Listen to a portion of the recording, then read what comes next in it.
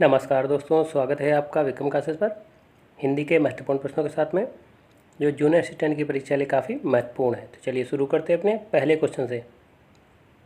निम्न में विसर्ग संधि का उदाहरण नहीं है। सही आंसर है डी, हितोपदेश। हितोपदेश जो है इसमें गुण संधि है, और अगर आप इसका संधि विच्छेद करेंगे तो होगा हित धन उपदेश। और इस तरीके से अगर आप इसका प्रयोग देखें तो धन के ठीक पहले शब्द के अंतिम वर्ण के उच्चारण में अगर आ और आ आता है, और धन के ठीक बाद में ई उ री इनमें से कोई भी वर्ण आता है तो उसमें जो है गुण संधि होगी। अब आप देखें हित, तो इसमें आ का प्रयोग निकल रहा है और धन के ठीक बाद में उ आ रहा है, तो इस तरीके से ये गुण संधि होगी।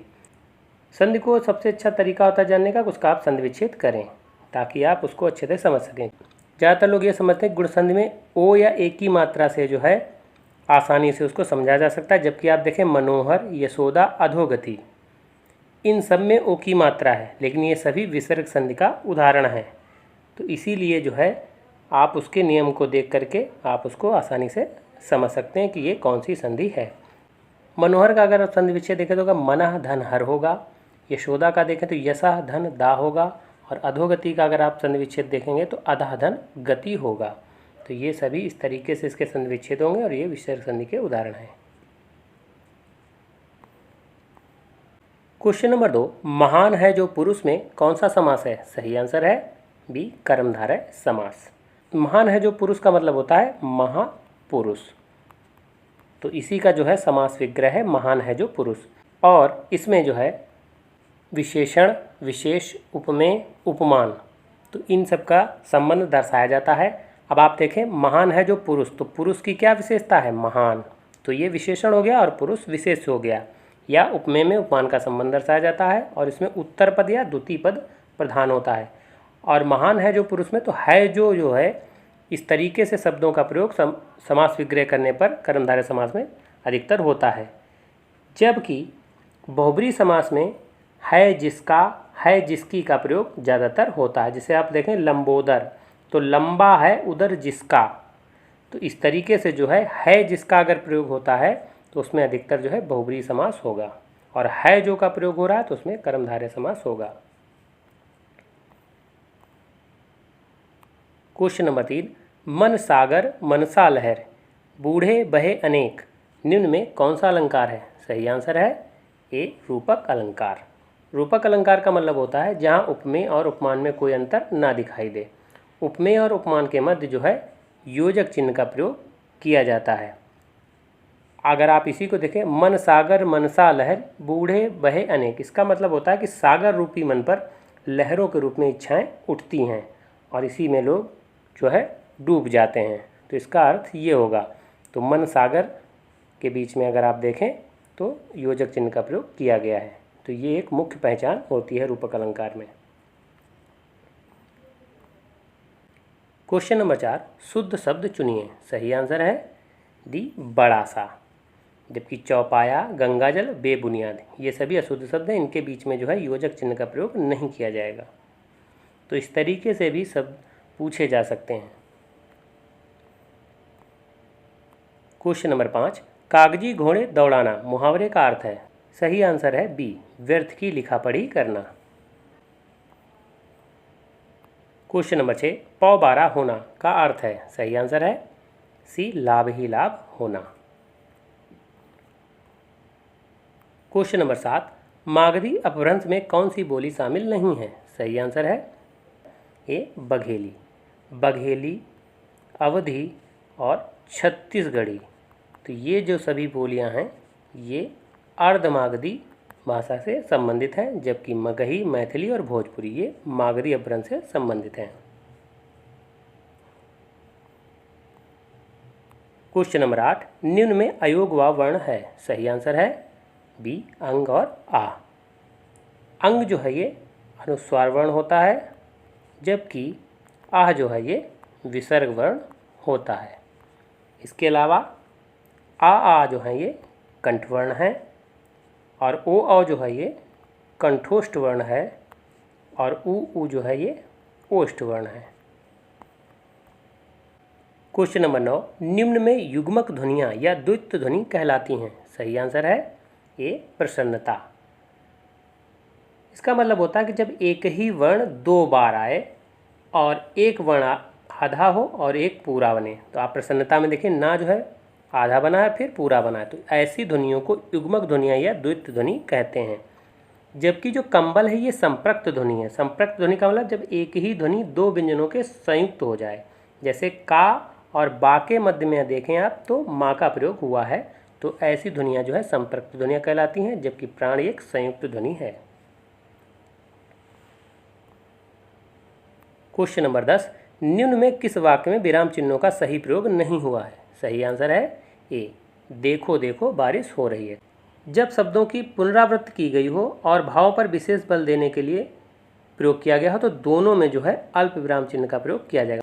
तो इस तरीके के वाक्यों में जो है जैसे देखो देखो, तो पहले देखो के बाद में भी अल्प विराम चिन्ह का प्रयोग हो और दूसरे देखो के बाद में भी अल्प विराम चिन्ह का प्रयोग किया जाएगा, तो वाक्य शुद्ध होगा।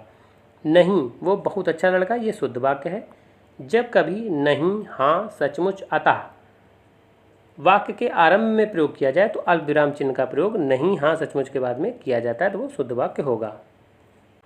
अगला है गांव गांव में लोग जागरूक हो रहे हैं। तो गांव गांव के बीच में आप देखें योजक चिन्ह का प्रयोग किया गया है।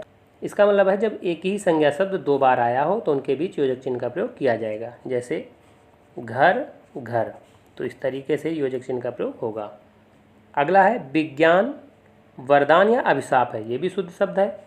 इसका मतलब होता है किसी व्यक्ति या वस्तु के बारे में बताने के लिए, किसी कथन के अलग दिखाने के लिए जो है उपविराम चिन्ह का प्रयोग किया जाता है, तो इस तरीके से ये वाक्य भी शुद्ध होगा।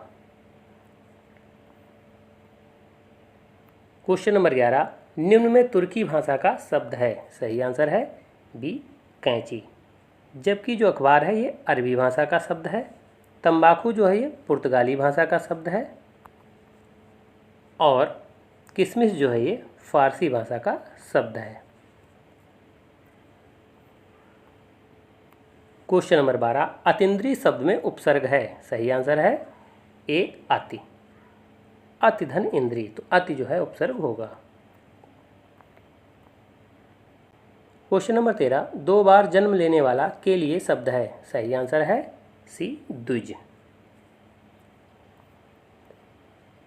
क्वेश्चन नंबर 14, जो क्षीण ना हो सके के लिए एक शब्द है। सही आंसर है बी अक्षय। क्वेश्चन नंबर 15, उन्मीलन शब्द का विलोम है। सही आंसर है सी निमीलन। क्वेश्चन नंबर 16, निम्न में तद्भव तत्सम शब्दों का कौन सा युग्म सही सुमेलित नहीं है। सही आंसर है डी खीर। खीर का जो तत्सम शब्द होता है वो क्षीर होता है, तो ज़्यादातर जो है खा की जगह पर छतरी वाली छा का प्रयोग करके उसको तत्सम बनाया जाता है। कंगन का कंकण तत्सम होता है, गेहूं का गोधूम होता है और पीपल का पीपल होता है। क्वेश्चन नंबर 17, निम्न में पक्षी का पर्यायवाची नहीं है। सही आंसर है बी मरकट। मरकट जो है ये बंदर का पर्यायवाची होता है। इसके अलावा कीस, कप, शाखा मृग ये भी बंदर के पर्यायवाची होते हैं।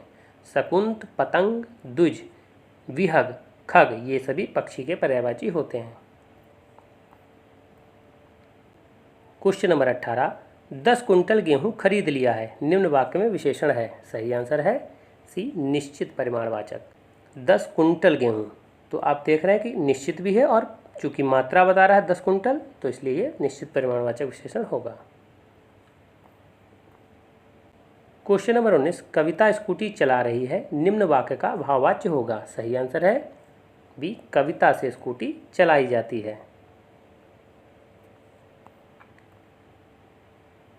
क्वेश्चन नंबर 20, सेनाएं युद्ध क्षेत्र में आगे बढ़ीं इस वाक्य में संबंधवाचक शब्द है। सही आंसर है सी आगे। अगर आप देखें संबंधवाचक एक तरीके से जो है प्रीपोजिशन होता है, तो इसलिए आगे, पीछे, ऊपर, निकट, तो इस तरीके के अगर शब्दों का प्रयोग किया जाता है और उसमें अव्यय अगर पूछा जाता है तो वो संबंधवाचक अव्यय होगा। क्वेश्चन नंबर 21, मीरा जोर से हंसी यह वाक्य किस क्रिया का उदाहरण है। सही आंसर है ए अकर्मक क्रिया। चूँकि हंसना जो है अकर्मक क्रिया का उदाहरण है, इसके अलावा रोना, सोना, जागना, तो ये सभी क्या हैं, कर्मक क्रिया के उदाहरण हैं। क्वेश्चन नंबर 22, हिंदी में कुल कितने सर्वनाम हैं? सही आंसर है सी 11। मैं, तू, आप, यह, वह, जो, सो, कौन, क्या, कोई, कुछ, तो ये कुल 11 जो है सर्वनाम होते हैं। जबकि अगर सर्वनाम के भेद पूछे तो 6 भेद होते हैं।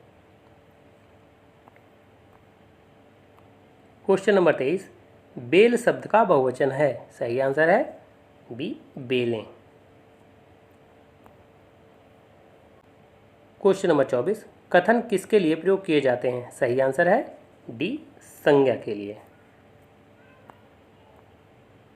क्वेश्चन नंबर 25, क्रिया के जिस रूप से क्रिया निष्पादन के समय का ज्ञान हो उसे कहते हैं? सही आंसर है बी काल। काल जो है एक समय की बात करता है, इसलिए जो है इसमें काल होगा।